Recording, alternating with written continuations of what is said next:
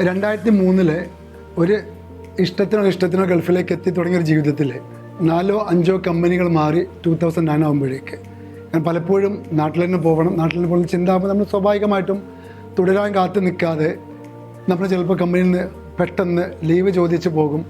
തിരിച്ചു വരുമ്പോഴേക്കും ഒരു പക്ഷേ നമ്മൾ അടുത്ത ജോലി തരേണ്ട അവസ്ഥ ഉണ്ടാവാം. അതിലൂടെല്ലാം യാത്രയ്ക്കിടയ്ക്ക് 2009 ഒരു മഹാസൗഭാഗ്യം വന്ന് പെട്ടതായിരുന്നു സഹാറ എന്ന സൗത്ത് ആഫ്രിക്കൻ കമ്പനി. എന്നെ അവർ ഏൽപ്പിച്ചത് വെസ്റ്റ് ആഫ്രിക്കയുടെ സെയിൽസ് ആയിരുന്നു.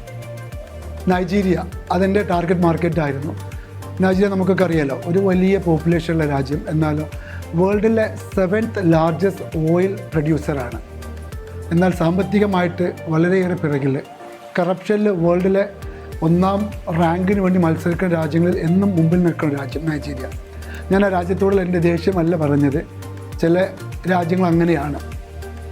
ആ രാജ്യത്ത് അന്ന് വന്നൊരു പ്രസിഡൻറ്റിൻ്റെ ഒരു വലിയ മോഹമായിരുന്നു യൂത്ത്സിനെ എംപവർ ചെയ്യുക എന്നുള്ളത്.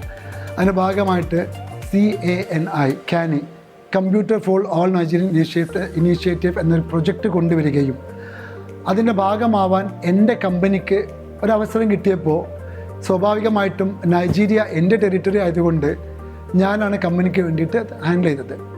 ആ സമയത്ത് നമ്മൾ ഒരുപാട് ഡയലോഗ്സ് ഉണ്ടാകും, ഒരുപാട് കമ്മ്യൂണിക്കേഷൻസ് നടക്കും, ഒരുപാട് മീറ്റിങ്സ് നടക്കും.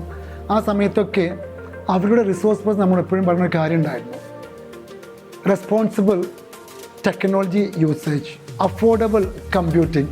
സത്യത്തിൽ 2009 എനിക്ക് കിട്ടിയ അഫോർഡബിൾ കമ്പ്യൂട്ടിങ് എന്നുള്ള ആ സ്വപ്നമാണ് ഇന്ന് നമ്മളൊക്കെ സംസാരിക്കുന്ന, അല്ലെങ്കിൽ മിഡിൽ ഈസ്റ്റിൽ ഒരുപാട് പേരുടെ വാക്കുകളിലും ചർച്ചകളിലൊക്കെ കടന്നു വരുന്ന സലോമി എന്ന കമ്പ്യൂട്ടർ കമ്പനിയുടെ സ്വപ്നം, അതിൻ്റെ ഉദയം 2009 CANI പ്രൊജക്റ്റായിരുന്നു.